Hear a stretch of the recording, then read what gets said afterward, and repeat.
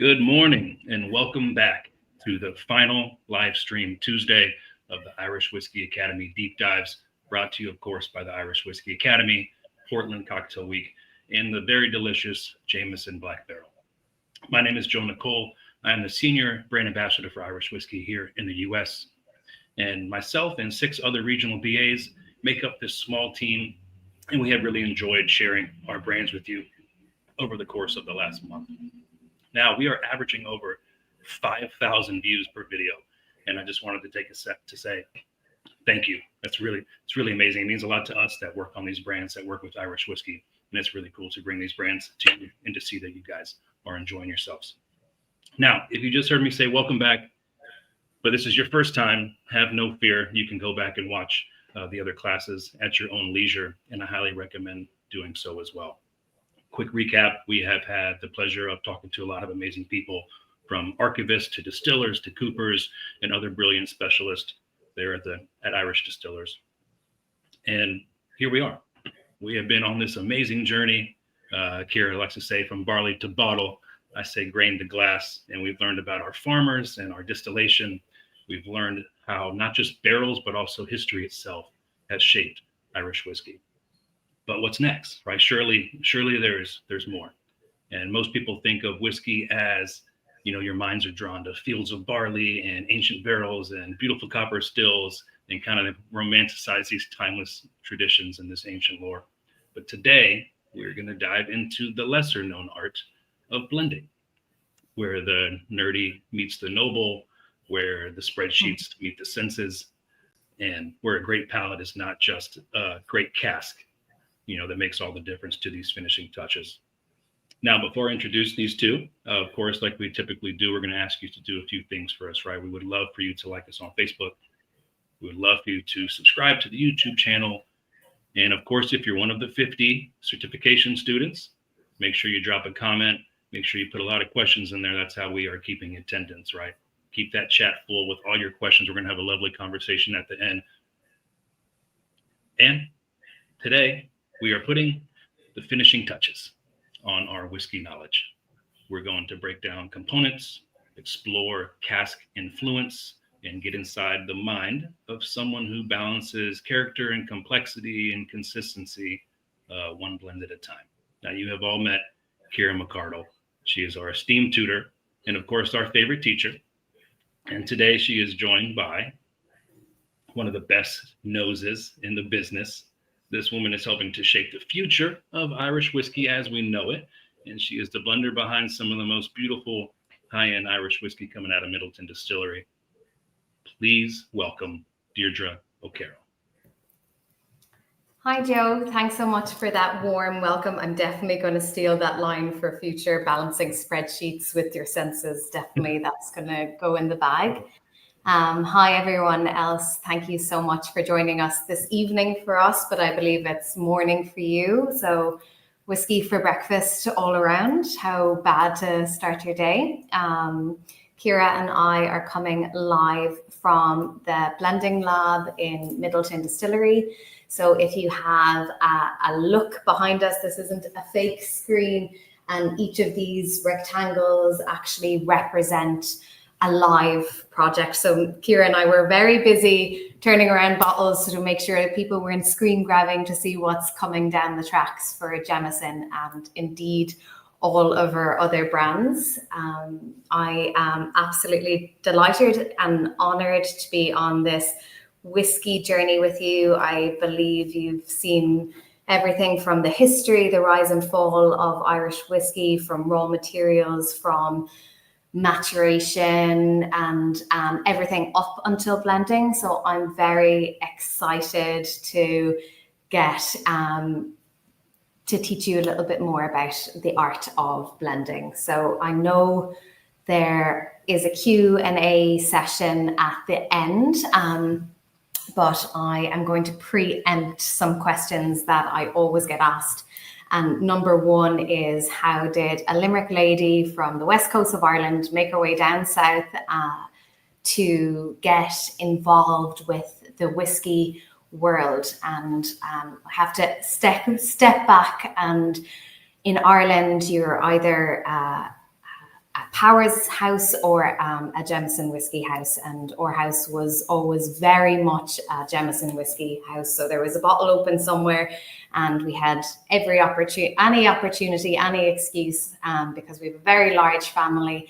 We always brought out that bottle of Jameson in a ceremonial fashion and toasted someone. So it's always a very fond memory that I have of Jameson and whiskey in general. At that point, we definitely weren't talking about the intricacies or the nose or the palate at that point with my family. We since have progressed much to their despair, I'd say. But always very much a Jameson household and fond memories of Jameson. But it wasn't really until university. So I studied science with a focus in chemistry. And in final year, I actually studied a module, an elective called Cereals and Related Beverages. And I say I became fascinated. My friends and family would say I became obsessed with everything that was whiskey related. And truth be told, the more I learned, the more I actually wanted to learn.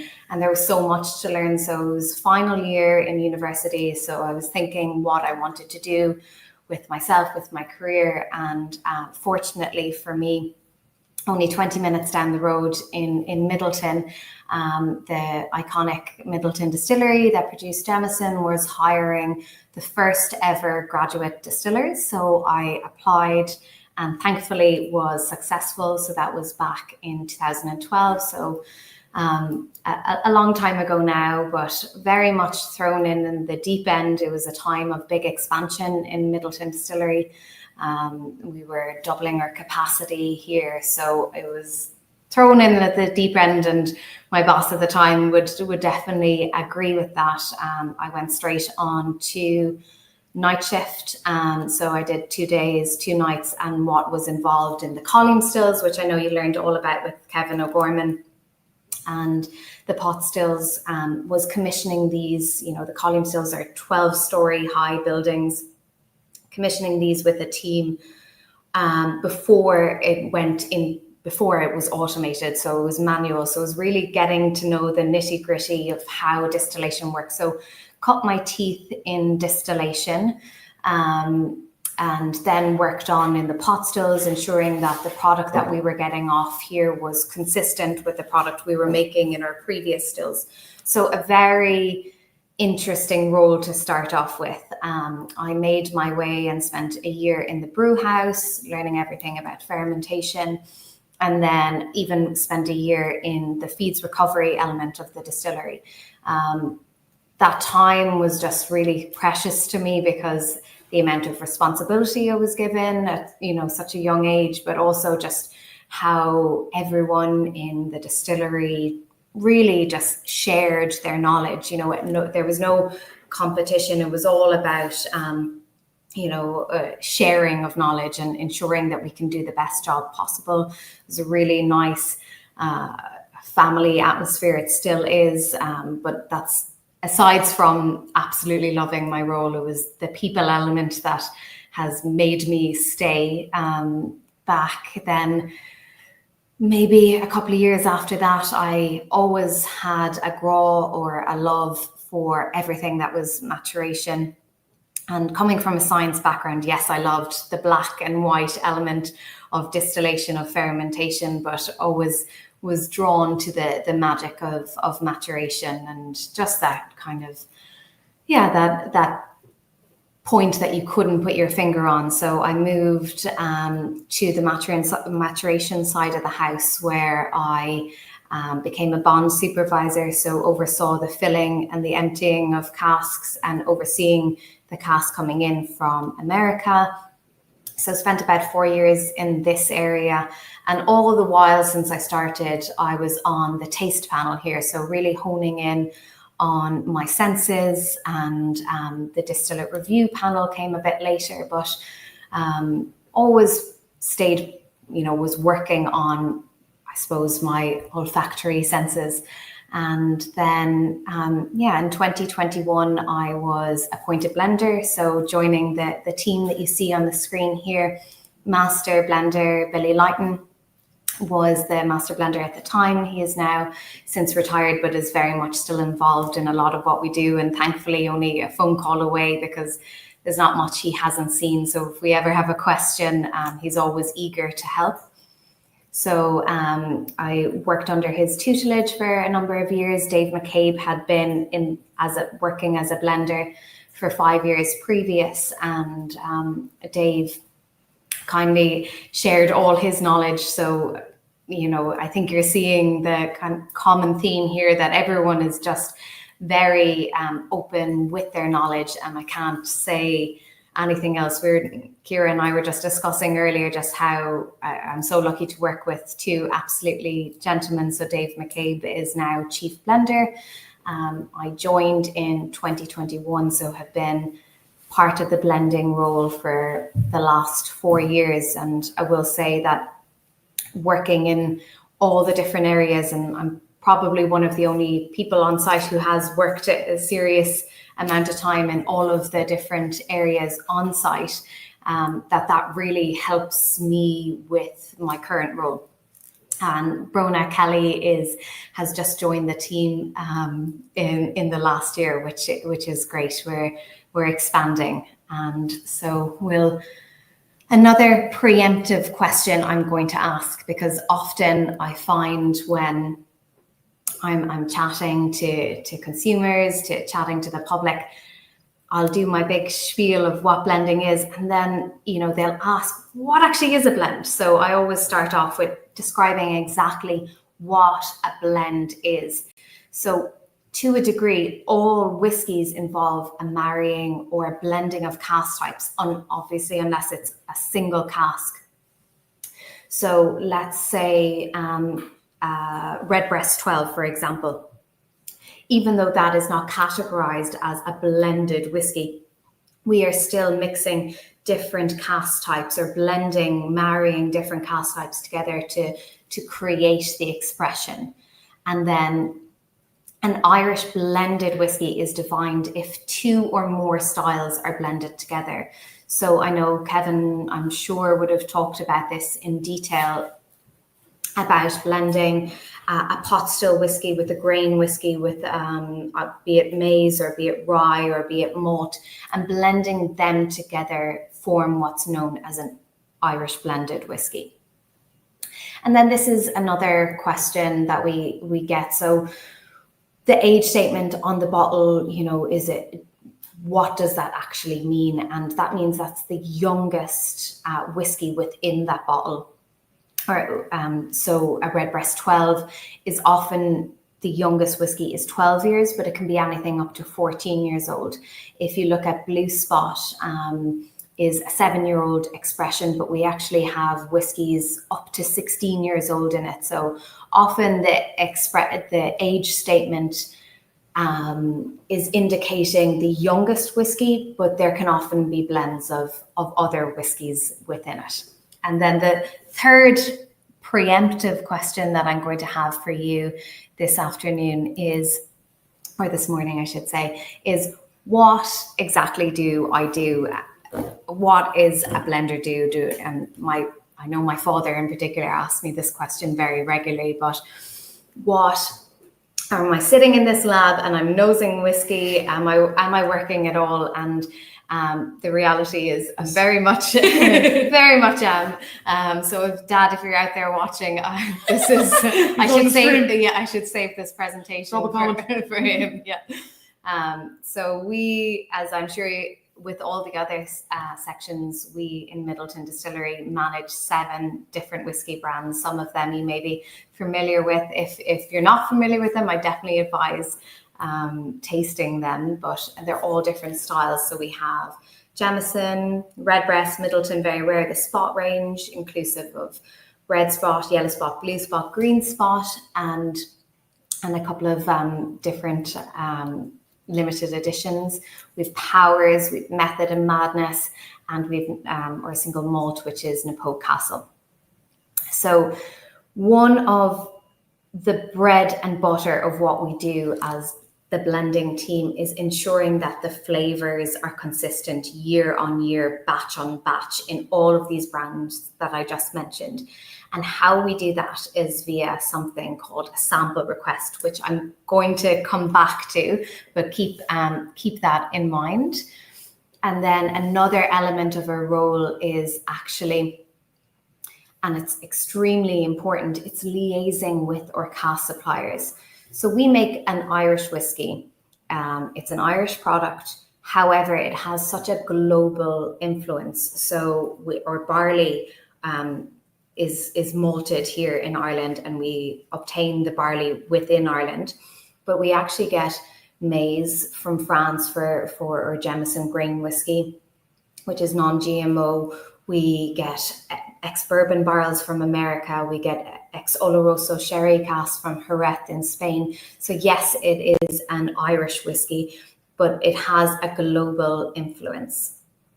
And also the quality of these casks are very paramount to the quality of our whiskey. So having a relationship, a rapport with our cask suppliers is extremely important to us here in Midleton. And then the less glamorous side is the stock management. So I actually checked today, it's 2.1 million casks. So we've gone down slightly. We've obviously sold a lot since I last updated this deck, but we have 2.1 million casks maturing on site between Midleton and Dungorney. So Dungorney is actually a satellite maturation site, only 15 minutes up the road. So I'm not sure, maybe you touched on the fact that the Dungorney River is one of our major sources of water for the distillery, and why the distillery would have been set up in this particular area, or one of the main reasons in the first place. So maybe Dungorney might ring a bell to you. And then all of these things I'll be going into a little bit more detail, but just wanted to give you a flavor of a day in the life of a blender. But the next element is innovation and new whiskey creation. So sometimes you will see a new release from Jameson, from Redbreast, and obviously that's very important to us. We really try and stick within the framework or the DNA of the brand that we're working with when creating innovation. And I'll speak to this a little bit later again. And then every now and again, another important aspect of the role is tasting and education with consumers. I recently was in Austin with Joe, and speaking to consumers. It's there's no point in making a whiskey that people don't like or don't want to buy. So it's really engaging with consumers, engaging with fans of our style of whiskey, and seeing if they like a new expression, what they like about it, what they don't, and then taking that on board when creating a new whiskey. So it's very important. I think these tasting and education with consumers, it's very symbiotic. I'm also getting something from it. So coming back to a day in the life of a blender. So I'm actually sitting at that desk currently, and that's what it usually looks like for a good portion of the day. So I mentioned a sample request earlier, and how that was the bread and butter, and a good portion of my day is consumed with carrying out a sample request. So what we actually do is we get a sample from each of the casks within a blend, and we make a composite sample, and we will then nose that against the likes of a Redbreast 12. But I have a sample here in the next slide of what a sample request looks like.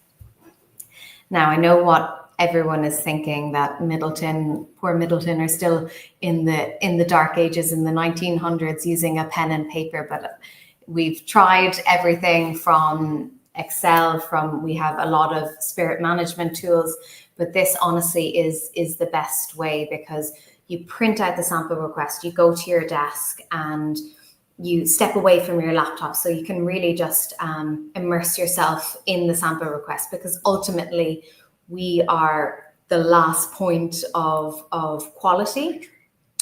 So blending it together, you just want to give it your whole focus. So what this is a sample request that I did back in March. So I just got, it was a good example of a Redbreast 12.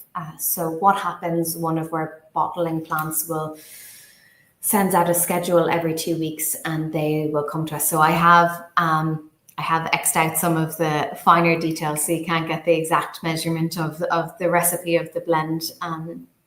But they'll come to us and they'll say we need X amount of LAs. So we work in actually pure liters of alcohol. And what we'll do is we'll go to the warehouse, we'll get a proportion of all of the ex-bourbon cask that goes into Redbreast 12. And the reason why we only get a 10 to 15% of them is because the ex-bourbon cask behave really, really well. So if you think about it, they've contained bourbon, and that bourbon is of high strength, so there's no risk of microbial growth. So the coopers might have a bit more work to do on them rather than us, because they might have got damaged in transit, and they might need to repair a couple of staves. But in terms of the nose, they behave really well. So we get a proportion of those. We get every Oloroso sherry cask, be it first fill or second fill, that goes into Redbreast 12, and we nose those. So we, generally speaking, get more than what's required in case we need to reject any.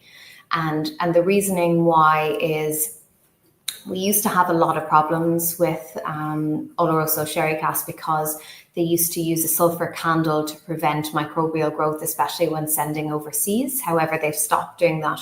So sulfur used to be a big issue, but not as much anymore. I'll talk to that because we have a really strong relationship with the cask suppliers in Jerez in Spain, and we've requested that they don't use a sulfur candle anymore. But it is a low strength and has high sugar, so can have a lot of opportunity for microbial growth.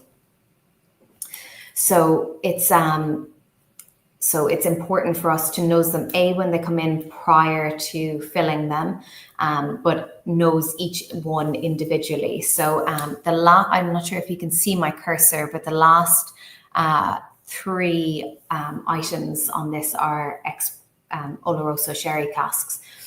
The last two.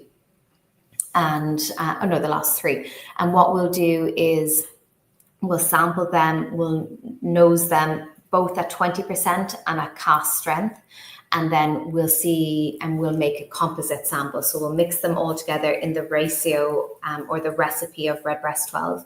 And then we'll line them up against previous samples of Redbreast 12, nose them. We do our own blind tasting here. So we try and pick out which one is the newest one, or ideally try not to be able to pick it out, and see if there's minimal variation. Or alternatively, we might say, geez, this one needs a bit more of a sherry hit, and add 1 or extra 2 sherry butts.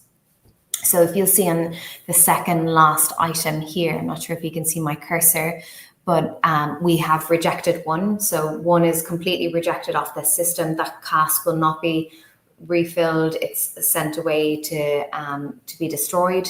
And then we've avoided one. So generally speaking, and trying to remember back at this one, an avoid is, it's not a reject cask, but it's avoiding because it's not giving the flavor profile that you might like.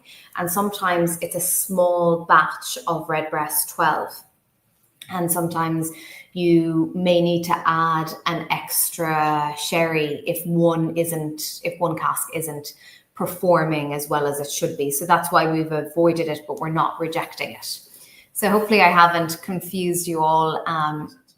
Generally speaking, one blender will sign this off. If we're rejecting something, my colleague Brona in this instance would just have cast their nose off it, because you don't want to be destroying a 12-year-old sherry butt unless you have to. So you're just getting a second opinion. At this point, then it goes to vatting where each of these casks are dumped, they're roused, and then they'll actually be nosed a further 5 times on this site and another 3 times on a bottling site. I know Tommy would have gone through a little bit about that, and if there's anyone has any more questions about that, I can talk to it a bit later, but if not, we'll move on. So flavor is key, and that's definitely true. So for the sample request, the majority of what we're doing is via aroma, and so we're doing that via the nose. So we're doing it at 20% and a cask strength. So a lot of what we can detect is through the nose. However, if we're creating a new product, we will carry it out on all of these: aroma, taste, mouthfeel, and visual. So coming back to aroma, if you're nosing something, you have hundreds, if not thousands, of different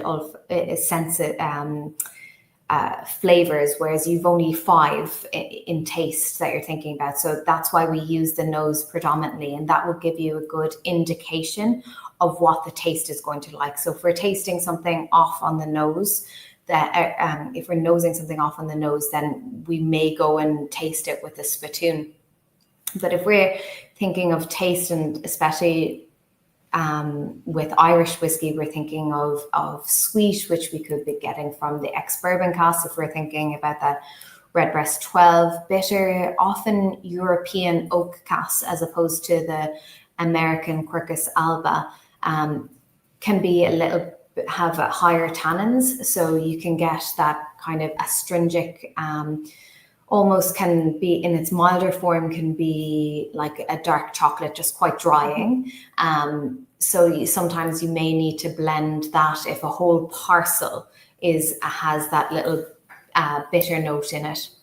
And then sour, generally speaking, comes from fermentation, something that just went awry in fermentation, or there could be a spoilage from that the microbial growth in the sherry cask, exactly here. And then obviously you would have spoken with Kevin a couple of weeks ago, and mouthfeel is just so synonymous with Irish whiskey, and a lot of people expect, especially with our pot still whiskey, that mouth coating, that creaminess to our whiskey. So depending on what brand we are working with, we'll obviously be looking for that mouth coating texture. And then visual, this is something that I suppose irks me a little bit, that a lot of consumers will look at a color of a whiskey and determine, even prior to tasting it, whether they like it or not, because it might get people assume that a color is a direct correlation with age, and age is a direct correlation with how good the whiskey is. But in fact, sometimes visual element, the color does not influence age, but we'll obviously look at color when we're creating a new product as well. So a lot of people ask, how can you make 7 brands of whiskey and all of their family members under one roof? And this is a slide that I stole from the Irish Whiskey Academy, and I just think it explains everything so well. So I hear that there might be some tests, so this this would be a good place to start. But so if you look at raw materials, so we're getting a taste already: malted and unmalted barley. So we spoke there just about that creaminess from the unmalted barley. We generally say that it's a pot still whiskey, so it's spicy, it's aromatic, it's robust. And then we have our maize and malted barley. So our maize or our corn, that whiskey tends to be a little bit more delicate and floral.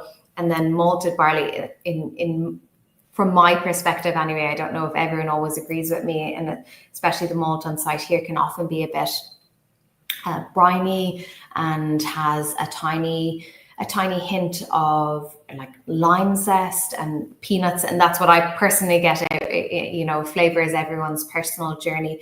So then we're coming into the distillation. So I know Kevin would have gone through this in detail with you, but in pot still, Kevin here can decipher the cuts that we make, decipher the length of distillation. And all of these have a major impact. The three main styles, we have many more, but the three main styles that we have are light, medium, and heavy. And each of these, even though they're using the same raw materials, have very distinct taste profiles. Like the heavy or the trad pot is quite oily and herbal, whereas the medium pot, or mod pot as we call it, is a little bit more appley, and that's actually the pot still that we'd use in the Jameson family. So then our grain whiskey, as I mentioned, we triple distill all of it, but it's light, it's floral, it's delicate. But we also have three main types of grain whiskey using the maize and malted barley, and that we are one of our examples of our small batch grain whiskey actually has a lot of butterscotch in it, and that's the small batch that we'd use in Black Barrel, and that's quite distinctive. So all these taste profiles, even though can be using some of the same raw materials, have such different taste profiles. And then our malt whiskey, which I spoke about. So then we're moving on to cask type. So, and for us here in Ireland, it's almost limitless, because we're not, we don't have to confine ourselves by just using oak casks. So yes, we can use the American barrels, and they're a great foundation for a lot of the products that we've been using. And we have, you get flavor components like vanilla, toffee, caramel, lovely sweet, charred wood notes from these. And as I mentioned, they behave very well. And, then we have the dried fruit from the sherry butts, that nuttiness, that almonds, sometimes a little bit of tannins. Then we have the port pipes. So they've been seasoned in Portugal using port for 1 year with red table wine, 1 year white table wine, and 1 year report. And this just gives us beautiful exotic fruits. If you think of Redbreast 27, fleshy fruits, mango. And then, we're getting into other fortified wine casks, but that's the amount of different cask types we have on site. I couldn't even call them on top of my head, because we have ex-wine casks, we have we're constantly, especially with Method and Madness now, constantly experimenting with new different season casks. And then we have all the virgin oak casks. We've worked with mulberry, we've worked with chestnut, we've worked with cedar, we've worked with Japanese cherry, and it's just such an exciting time in this element that I love. So the cask fermentation just adds a whole other layer, and I wouldn't say this to Kevin, but it does give a good impact to the final product. Even though I'm sure he says it's all about the distillate. And that's talking about the cask type. That's even before we're talking about how many times that we fill them. So each time, and give or take, you use a cask, you're getting 25% less flavor. So if you even think about Powers, if you're familiar with the brand, Powers is a very distillate driven whiskey. So we actually use more second fills. So we're really letting the distillate do the talking. So the flavors that come through with subtle hints from the cask. And then we have the age, the length of maturation. So that time that distillate gets to marry with that wood, just do its thing, get the wood and the distillate get to know each other in warehouse. And, that can even change so much over time. So we're working with casks like virgin casks that we haven't had much dealings with her before. You know, it's new and it's exciting, and you'd be so surprised when we're working with cherry wood in particular, just the after 3 months, the amount of clove that was coming through, so eugenol. And it was once it got over that 3 months, that eugenol was hard to detect any other flavor coming from it. So we had to blend that with second fills, so we were getting a little bit more flavor. So it's just very interesting. We're learning all of the time. So as maybe it's clear to you now, it's not all sniffing whiskey dad in the blending lab. We're sniffing butts. So as you can see here, when the casks actually come on site before, sometimes we put aged liquid rather than new make liquid in. So we got these Amontillado casks in from Spain. So you can see they're 650 liters in capacity, so they're big casks. So I had to get Kevin O'Gorman, our master distiller, and John Lee here, our foreman, to give me a hand. I was vertically challenged in this one, but I'm moving on swiftly to the kind of the nuts and bolts of what we do, and that is the stock management. So as I mentioned, this is the least glamorous side. So in the morning, I tend to do a lot of my nosing while my nose is fresh, before I've had my coffee, before I've had a big lunch. And then in the evening, you'll usually find me in the corner over here crunching the numbers. So this is a tool that we use called the spirit management tool. And it's designed bespoke for us and some of Pernod Ricard's affiliates, so the likes of Chivas and Martell. And I've kind of doctored up an example to try and not give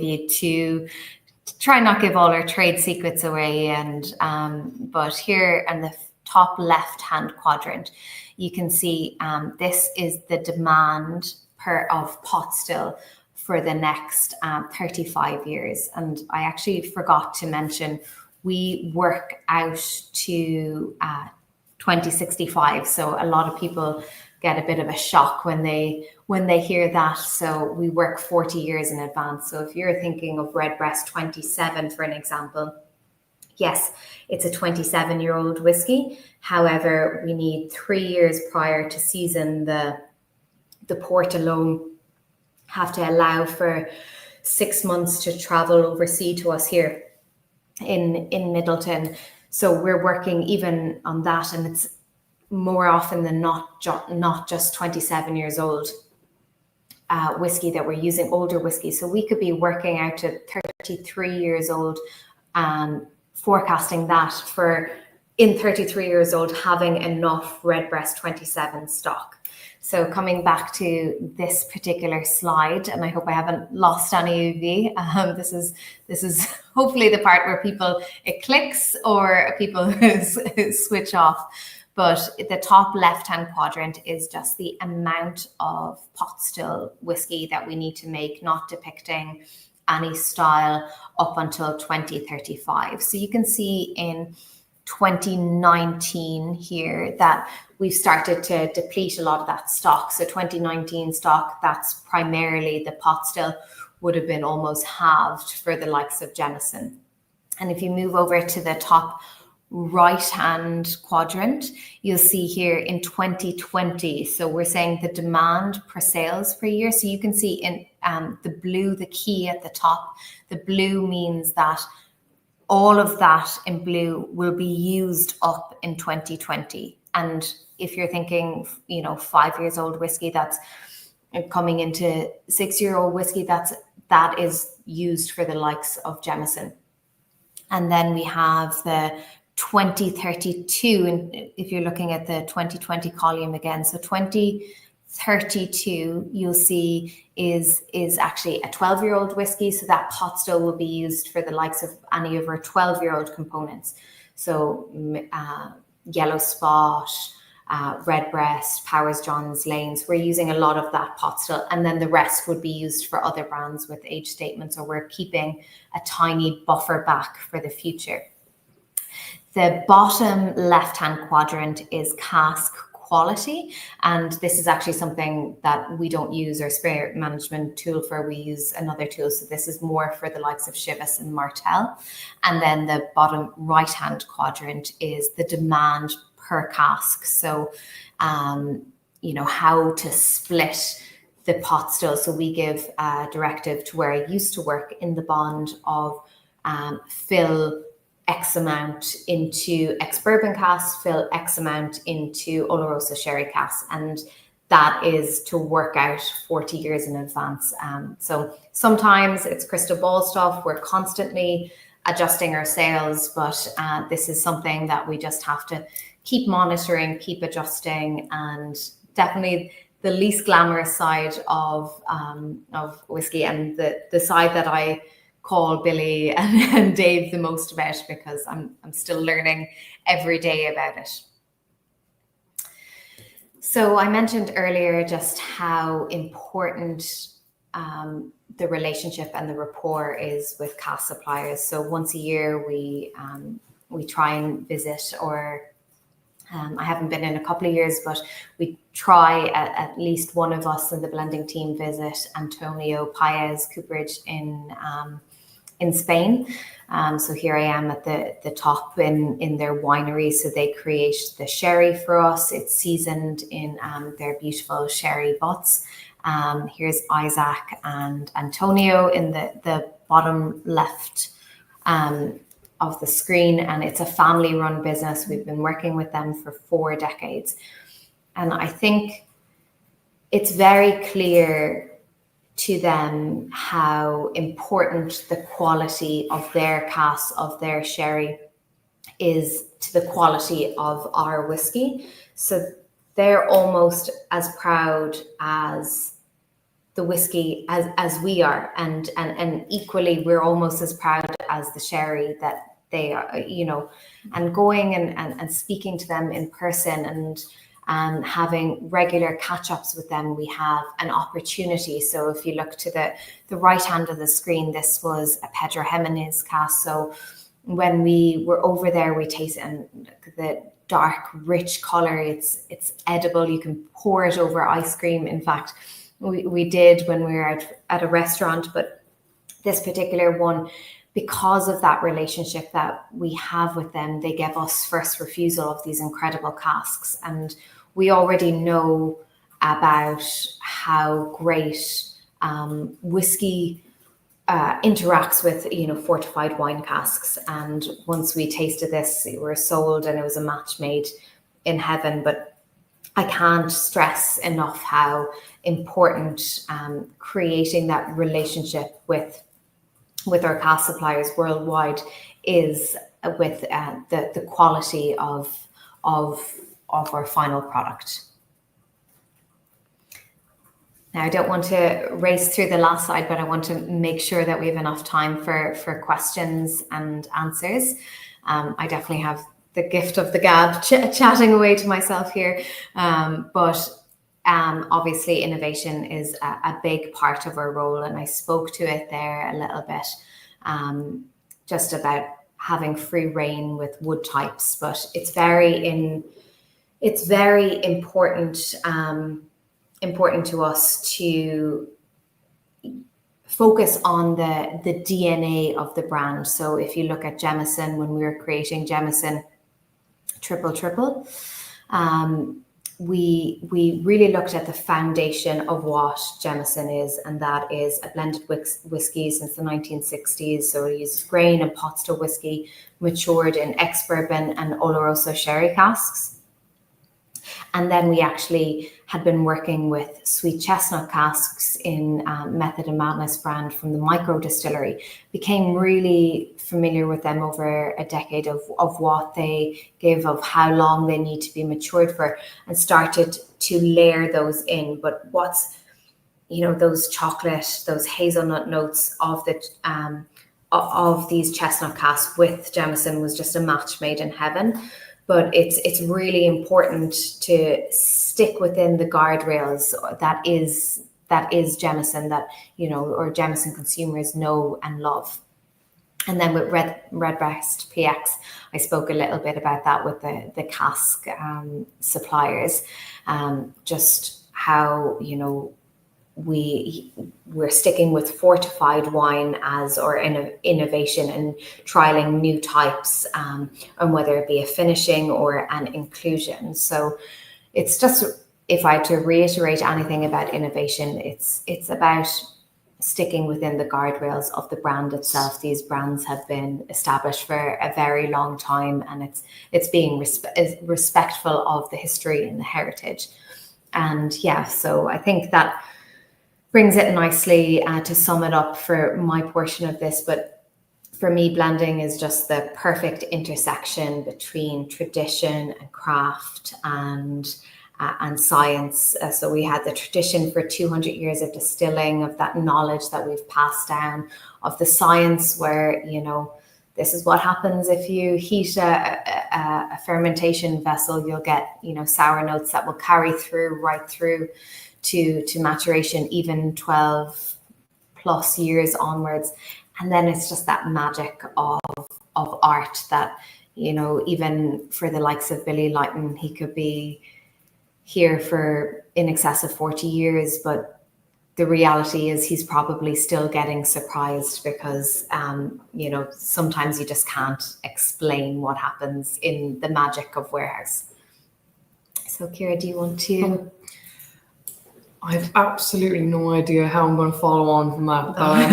Just to say as well, as a short interlude to kind of bridge over to my section, folks, I did not know that with each subsequent use of a cask, you lose 25%. So it just goes to show, or you lose your flavor changes by 25%. So just because we're sitting on this side of the computer, like, we learn so much from each other. I completely agree with what you said. We learn so much from each other here every day. From the barley to bottle, from the grain to glass. It's all very, very cohesive. The last step of whiskey making is evidently the bottling. So once all the cool, creative, innovative blending aspect has come to a close, and as Deirdre mentioned, it's quality tested multiple times before it even touches the bottle. We mentioned Fox and Geese as, and it's something Tommy would have mentioned last week. It's our main center for bottling our whiskey. So once blending has come to a close, we can store the whiskey in our vat house in these huge stainless steel vats before we send them off on a truck to Fox and Geese. Fox and Geese is located up in Dublin, so it's a little bit of a trick for the truck, evidently, going up the road, up the M50, up the motorway. And the strength we bottle at depends on the market we're targeting or the demographic we're going after. Our baseline for bottling is 40%. We can't bottle below that threshold if we want to use the word whiskey. You will see exceptions to that in Jameson Orange and Jameson Cold Brew, whose ABVs clock out at 30% or 60 proof. With us choosing to bring down and dial down that alcohol, it gives us more room for experimentation, because now it's no longer considered a whiskey. We have more bandwidth for introducing other flavors through other means if we wanted to. So that would be the one exception to this. Market specific, South Africa, 43%. Now, it's not necessarily that certain countries prefer higher ABVs. It's certain markets have different thresholds for what they consider a whiskey. For really popular whiskies like Redbreast 12 and last week Redbreast 15, we released a special cask strength edition online, and I think so many people, from what I remember, so many people went online to try and buy it that the whole system kind of shut down. It was like a big problem. So that has to be a good thing. It's a bad thing and a good thing. So Fox and Geese is a pocket, we would say, of Irish distillers, and it's located up in Dublin. There are really, in the island of Ireland, there are 6 pockets to Irish distillers. You have the Middleton Distillery Production Plant, you have the Middleton Heritage Centre, you have Jameson Bow Street in Dublin, which is where Jameson first began in 1780. You have Simmons Court, which is our marketing headquarters, Fox and Geese, which is our bottling centre, and then we have a small pocket in Belfast that a lot of people don't know about called Dillon Bass, and they're our Northern Ireland centre. But Fox and Geese is our really important pocket for that final stage. Bottling 8 million cases per year, 6 lines for all variants, and we're going to show you a video in a second here of absolutely mad scenes of how fast we bottle our Jameson, and we can bottle 200. I'm not great with the old maths now, but someone put out a calculator there. The 200 by 700 ml bottles per minute. When we're at our peak, we can fill up to 3,000 bottles every day. And what we always say as well is with our 2.1 million casks on site, we also lose 48,500 bottles daily to the Angel share. So while we say we operate 24/7, it's really 23/7 because 1 hour of our production every day, it's playing catch up for what we lost from the day before, like the day's losses litre wise from what we fill in Fox and Geese, just to scare you a little bit, you know. Mm-hmm. And my other favourite fact I love to share is we have a population of about 5 million people in Ireland. We have so many casks that there's close to 1 cask for every 2 people in Ireland at this stage. Okay, so our cask numbers are high, but the population still need to play some catch up. Contract bottling for specialised releases and for contingency. This just means if we have, as Deirdre mentioned, if we have a small batch, single cask release, something like Silent Distillery, with an example of it is, actually, I don't know if it's in the frame. Oh, thank you. It's just off the frame here behind me. The really ornate wood. Thank you. Thank you, Brittany. The really ornate bottle. Specialized bottling like that, we do it in separate centres, but for bottles that we have that are going to be used for grand exportation, it's all done by Fox and Geese. Just another little picture of our production plant. And another thing I didn't know, 12 full stories for our column stills, which are here. We'll have trucks coming into us, guys, daily with corn and barley and malt. We have 6 trucks of corn, 3 trucks of malt, 2 trucks of barley coming in every day. And we'll also have tankers. The difference between a tanker and a regular truck, a tanker will have spirit inside or whiskey. And it'll make the long journey either from here out to one of our sister warehouses in Dungorney, where the casks will be kept for a couple of years. We'll be moving on here now to a little video just showing you a bit about our bottling plant. I want to show you how fast this actually moves. Seeing the numbers on the screen, I don't think highlights how fast this production is.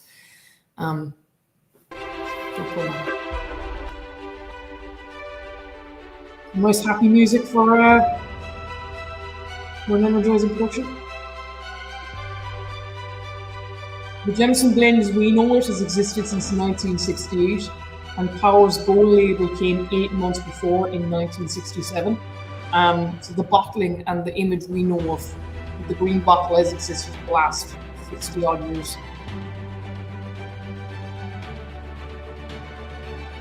Is this live speed that we're seeing? Yes. In the previous, pretty fast. Pretty fast. 200 bottles the case has been in.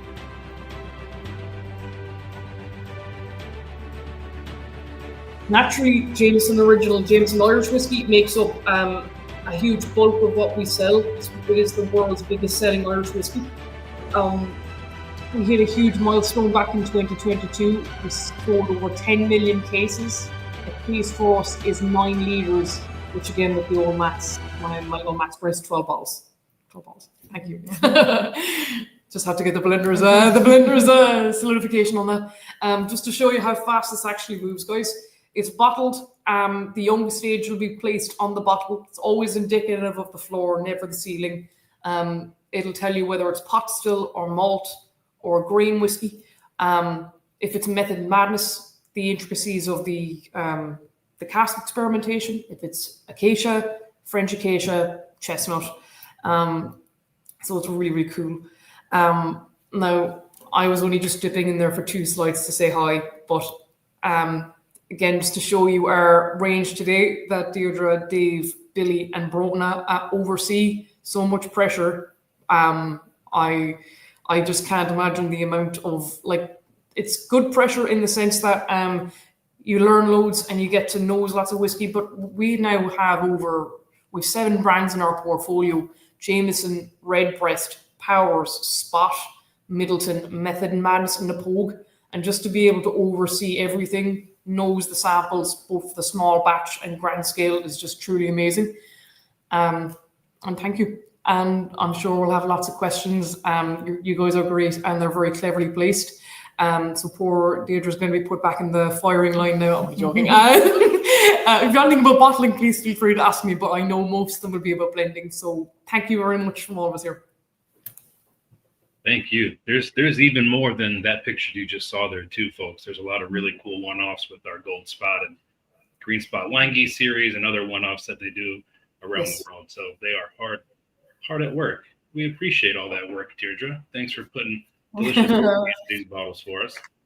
How? Just a real quick question while we're still on the topic of that facility. How large is that facility, that bottling facility? Oh, from Matt Gum. Thank you. The actual size, I'm afraid I don't know. I know it's regarding population, they have the second largest pocket after our production plant. So our production plant will have upwards of 500 people when you count in contractors. And Fox and Geese, huge. Regarding how large it is dimensionally, I actually don't know. Population speaking, it's second to the production plant, second to the 6 pockets we talked about. There's about 200 or 300 people there, I think. Awesome.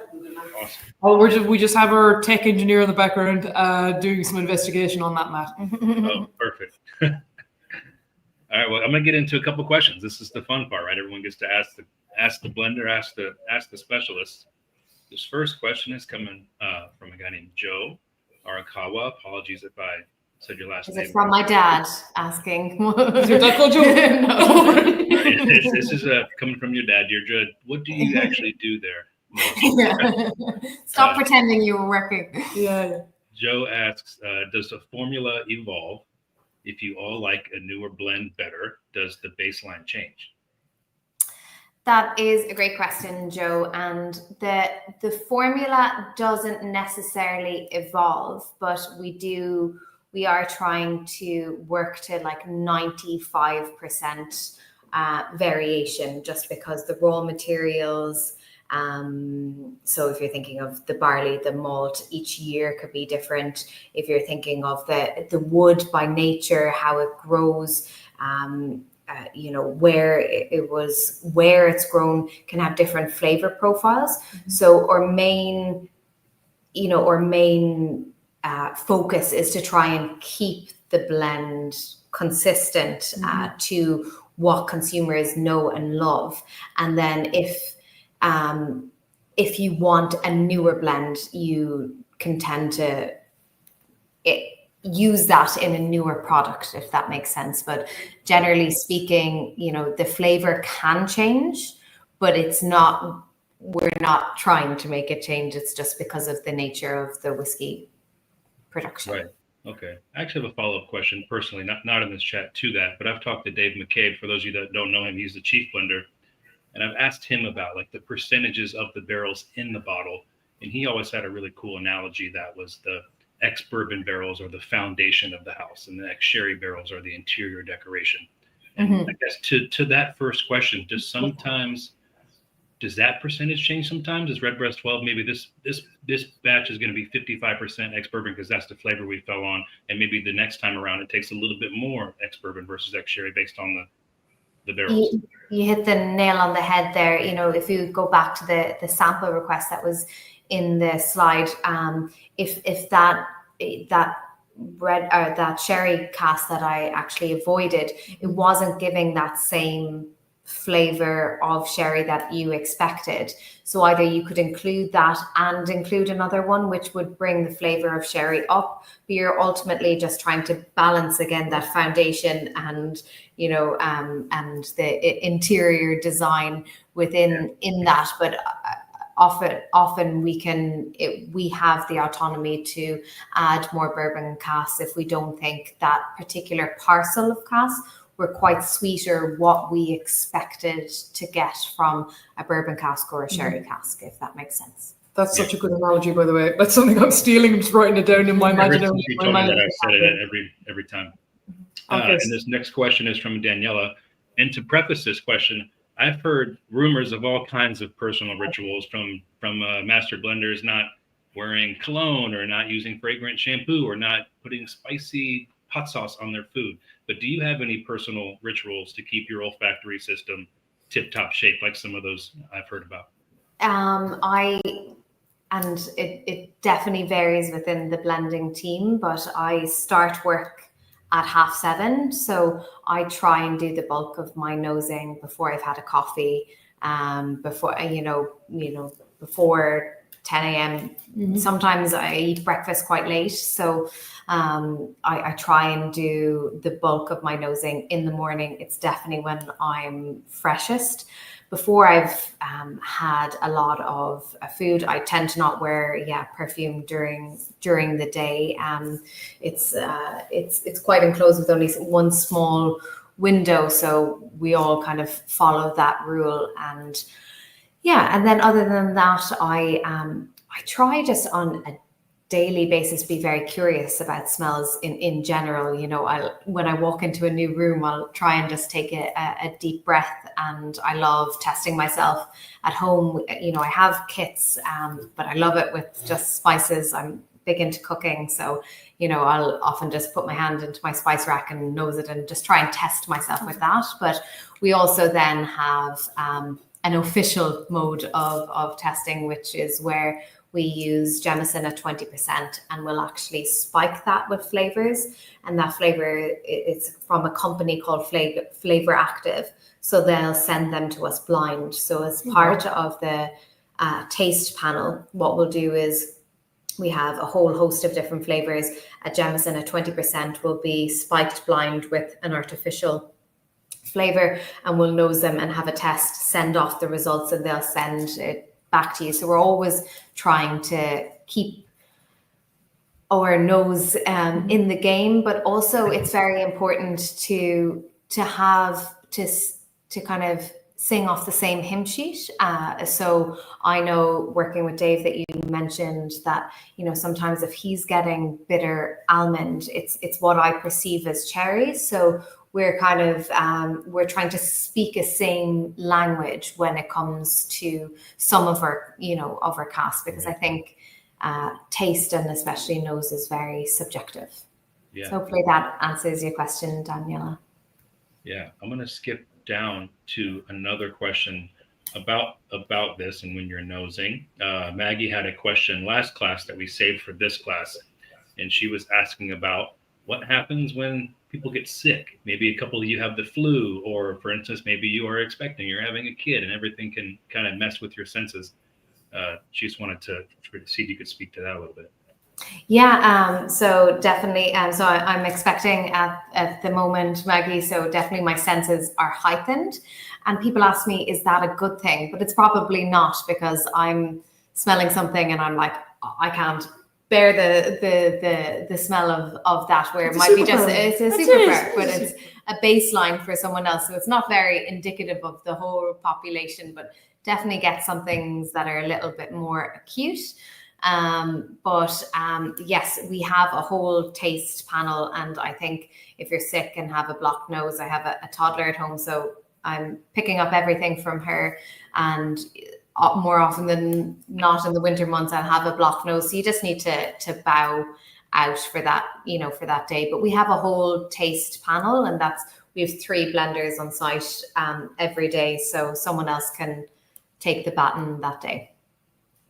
Awesome. Crunch your numbers. Crunch your numbers. Crunch your numbers in the afternoon, have your coffee. Yeah, Dave's getting cherry and you're getting old socks, and you gotta get someone else on it. Daniela has a quick question too. She says, you mentioned the risk of microbial growth. What off notes does this give to the samples, and about what % do you reject the sherry casks? So When we say that you can get microbial growth, we try to minimize that by sending the sherry butts over to us in the winter months. So it's less warm, and the minute they come on site, we're nosing them and we're filling them. So we're almost inspecting them, because with microbial growth, you can visually see it. So the coopers will inspect them if they've any questions, or if it's a new batch, myself or one of the other blenders will go and physically nose them. But a lot of it can be quite sour. It's quite pungent, and it really does stay, it can manifest as damp, musty. I think of, a house that has just really musty old curtains, or like a room full of old dusty books. It can manifest as that, but we do try and minimize it by sending it in the winter months. And as you know, winter in Ireland is quite cold. So we minimize it by doing that, sending in the winter months and checking them prior to filling. And if there is an issue, we'll either scrape the barrel out, rinse it. So we do try and minimize it, but it can manifest in different ways. Yeah. Oh, and what percentage do you reject the sherry cask? It's very hit and miss because of all of the quality checks that we've put in place. So we nose everything. You could get a batch where you could have 5 rejects, or what will happen is, because a couple of years ago, from 2000 onwards, because we've been so strict on the policy of no sulfur casks, that, we're not rejecting that many. However, some casks that from previous years may have had that sulfur and be refilled as a BS2. So sometimes you have to be very vigilant with BS2s, but it's very hard to say what percentage of casks would be rejected. You just have to be very vigilant and set time aside going through them, so you don't get distracted while doing it, because one sherry cask in a batch, if it's sulfur related, would spoil that whole. One bad sherry cask spoils the bunch of whatever. Yeah. It's the blending equipment. Let's look at that quote. This next question comes from Matt, and I will add to it as well, because I know you've gotten to work on some cool stuff, and I'll let you kind of speak to that. Matt says, you mentioned that part of a blender's job is developing new whiskeys. Have you worked on any new products? If you're allowed to tell us anything, maybe it's down the pipe, or if you want to tell us about some of the things that you are proud of that you've gotten to work on, maybe the Irish Oak series. I have to probably call out the Irish Oak series. So with Middleton Dark Greylock, partly because I was heavily involved in it in my last role. There was a lot to do, because, so if people are familiar, it's called Middleton Very Rare Dark Greylock, and Dark Greylock stands for Irish Oak. But it's unique because we're using Irish Oak, and we started working with it maybe 13 years ago, and it just has a very unique taste profile in comparison with other oaks that we use. And obviously, being from Ireland, it's very proud of being part of that. But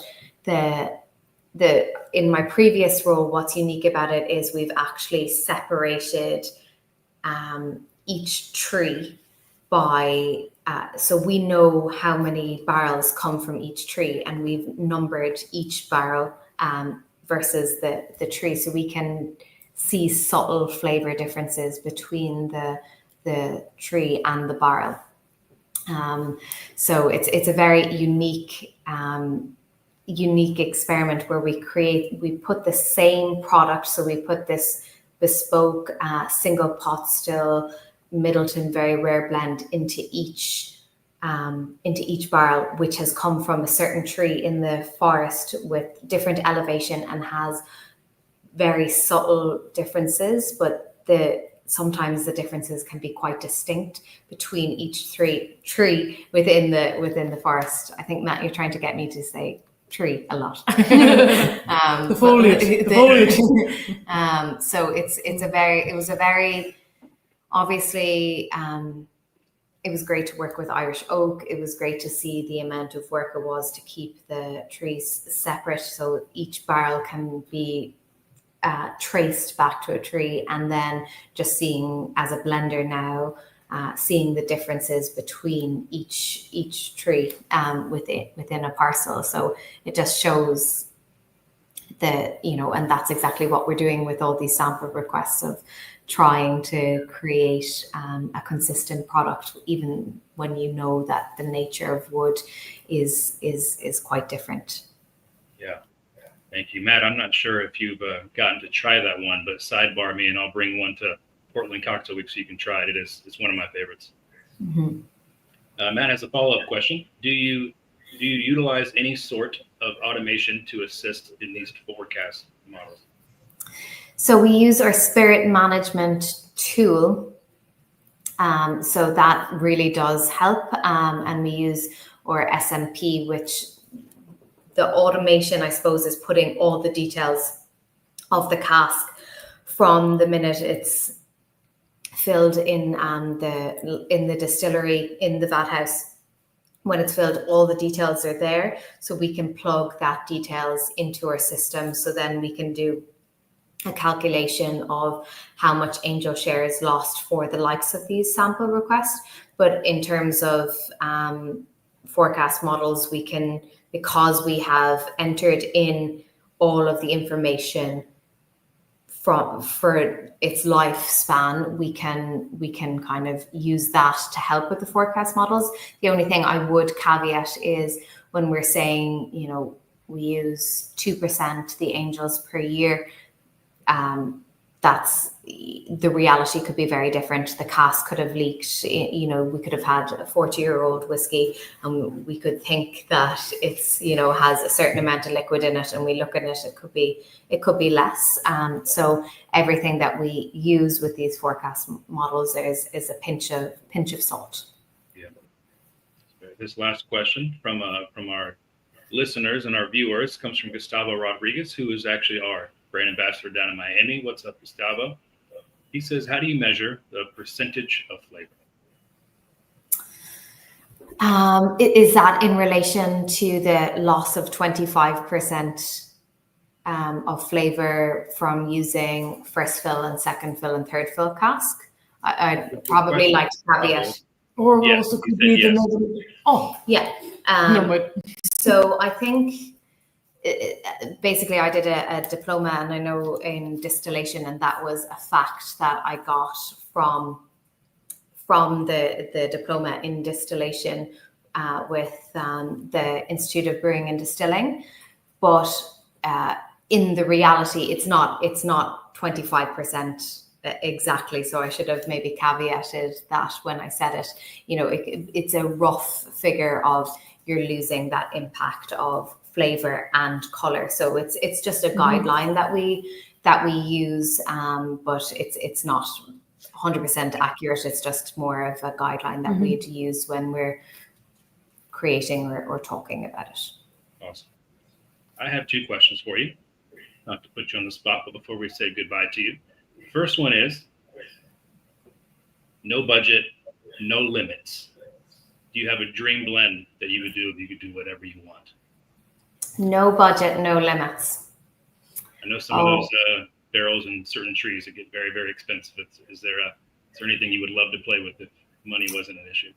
With money, I haven't thought hard and fast about this. Obviously, I'm a big fan of Irish oak. I've often come across, I do a good bit of yoga, and have you ever, a smell that I get when a lot of the yoga classes that I go to has a wood called Palo Santo that and it's almost like incense-like. And the amount of times I've Googled it, I don't know if you could make a barrel out of it, but I'd love to do something with that. But I have to get on to Jared to see if he'll be able to manage to make a little one and do like a couple liters in the office. A couple of liters. It's a tiny tree when you look at it. But if you Google a mulberry tree, that was really small, and we made a cask out of 50 liters. So there's hope. I just need to convince And we need to take a couple of It's a people great on story. site to a yoga class. So and then holistic. they'll It's such a get- nice story. it'll be- yeah. If you take Jared to a yoga class, make sure you record it so we can all. yeah. My last question is, you do all this nosing and you do all this sipping on the clock. What are you sipping on when you're off the clock? Do you have a favorite expression of the lineup? I should have had this as a preemptive question as well.